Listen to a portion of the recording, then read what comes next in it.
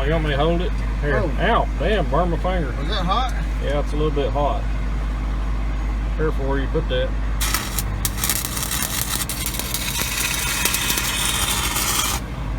Hope we don't burn your truck down. Here, you want me to shift over to first so you can get to that side? I have to get, yeah.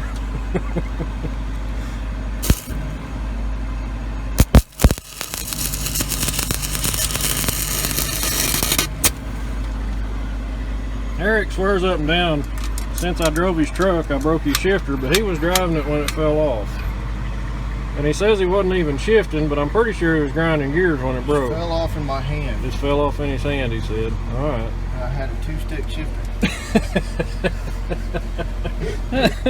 So he had this part in his lap, the high-low, and he had to use this part to shift with. So I'll grind that down. yeah, I'd grind it down. We'll put that sleeve up over it, and it'll be good. Now, this is Eric's transmission repair shop. He can fix your shifter. All right, shift gears.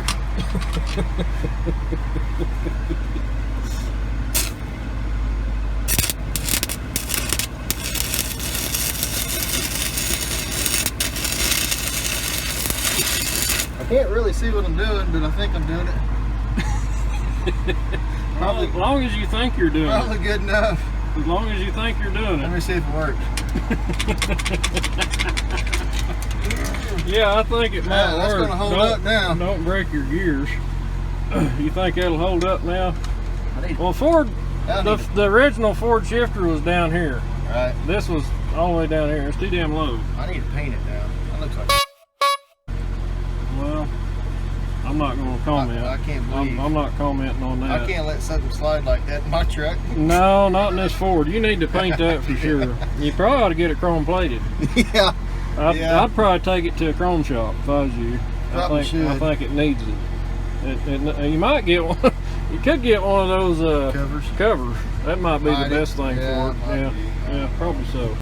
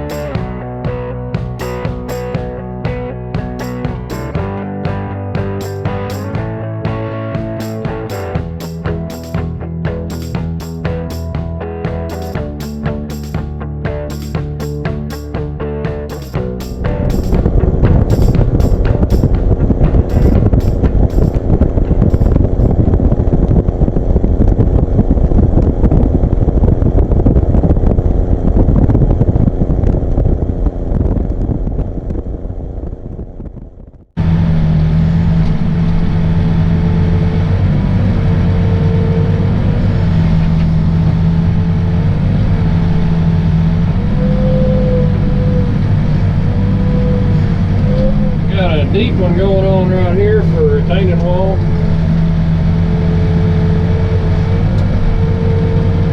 Like 6 foot wide. And I can't remember if it's 8 foot below finished floor or something like that. Which that's just a little less than 8 feet below dirt. I started on this last Thursday and dug a section of it out, and we're going to dig a little more today, maybe tomorrow, I don't know. I got quite a little bit to dig here, so.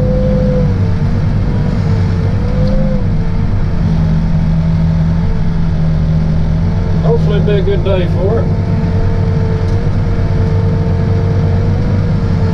Little red sitting down there in the background under a big shade tree today.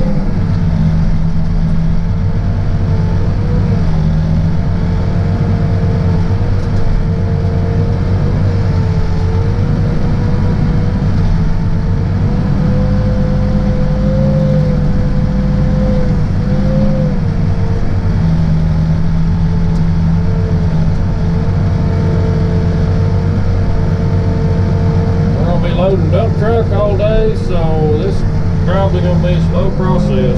I don't think we're going to get a lot done. When I dug that section over on the right here,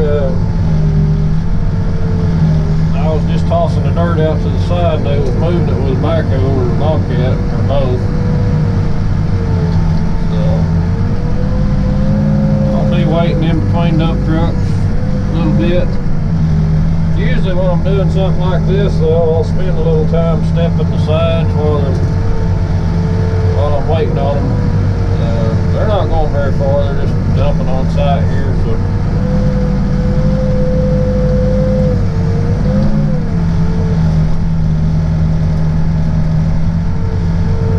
I'm going to have to shelf the bottom about 1.5 feet up from the bottom of the ditch on each side. And then another shelf just for safety, just probably, I don't know, 4 feet up from that one maybe.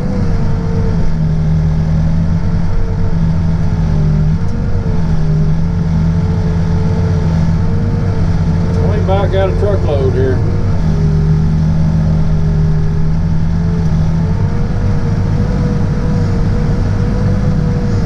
Don't take long.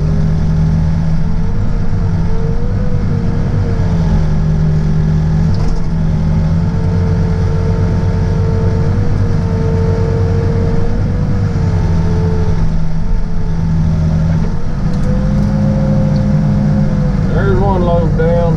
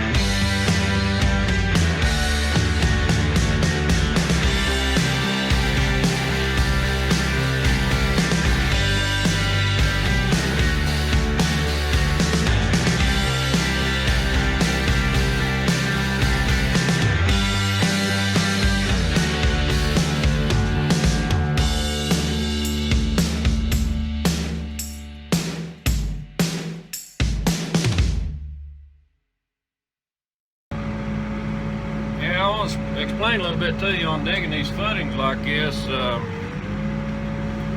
best way that I've found to do it is to dig each side first and then dig the middle out last, and that way you're not trying, your bucket's not trying to push sideways into the into the least resistance. So you can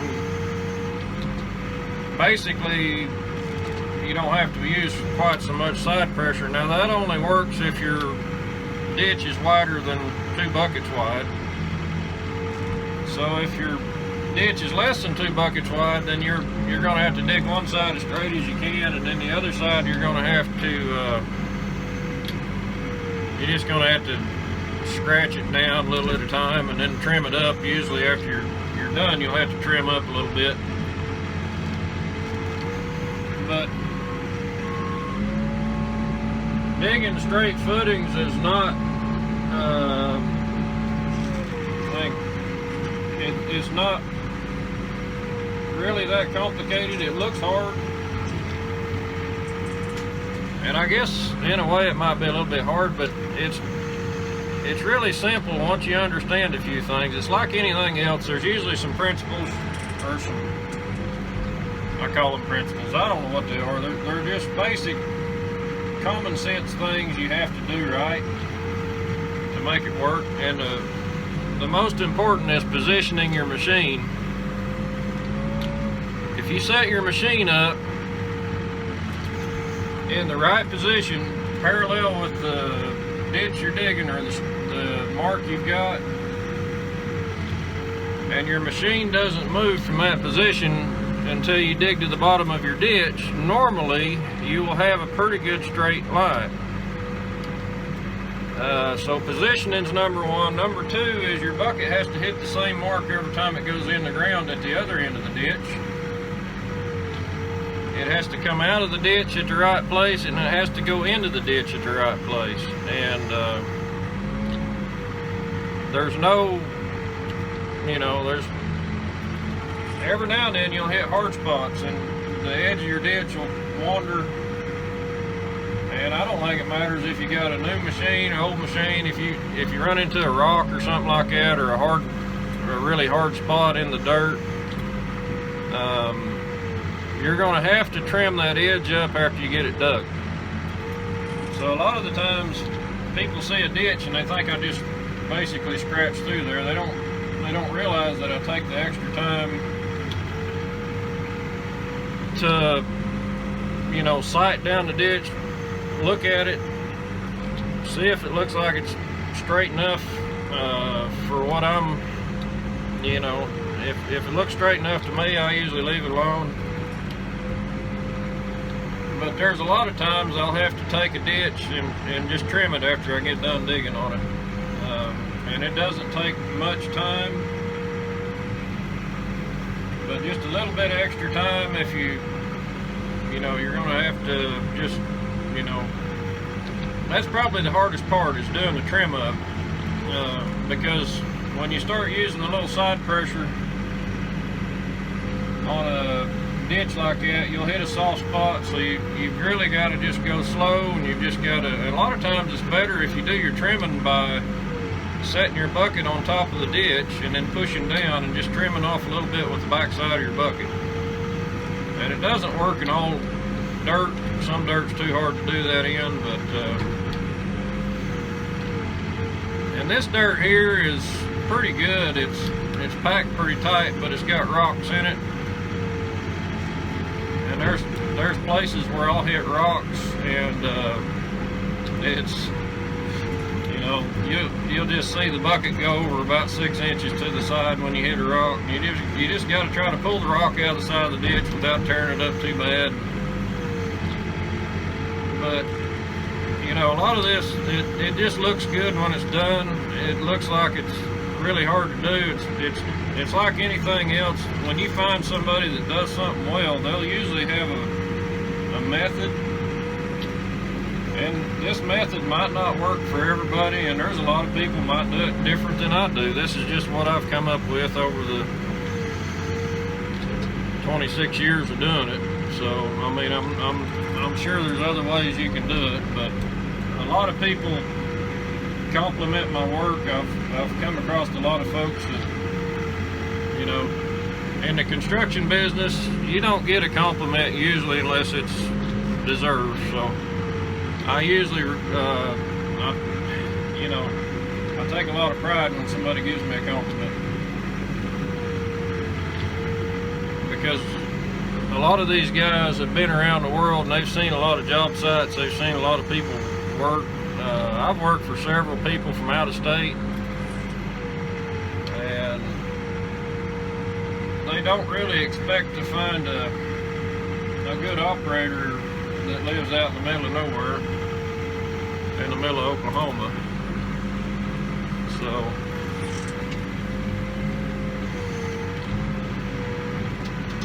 but I will say this, if you want to make it in this business, you better be better than the other guys. Because there's a lot of guys out there that are doing it, and there's a lot of guys that like doing this type of work. Most of them can't really turn out a good product. They bought a machine, they became an operator.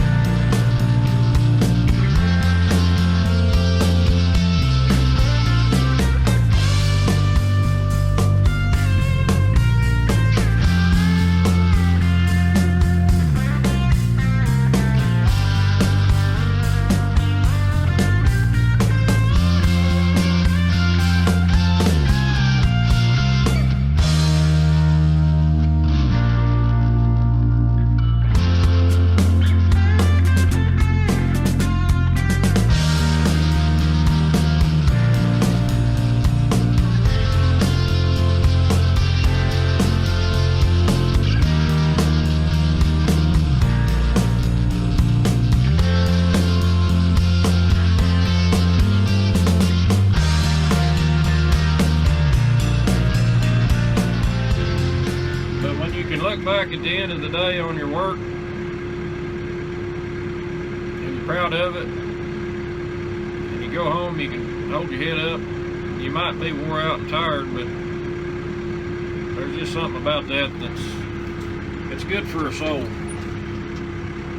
It's hard to explain. Other than that, I can't explain it any better, but it's good for your soul to have a purpose and to have a direction and to be able to. I feel blessed. Every day of work, in my opinion, is a gift from God. And a lot of people might say that work's a curse. But I think we're all here for a reason.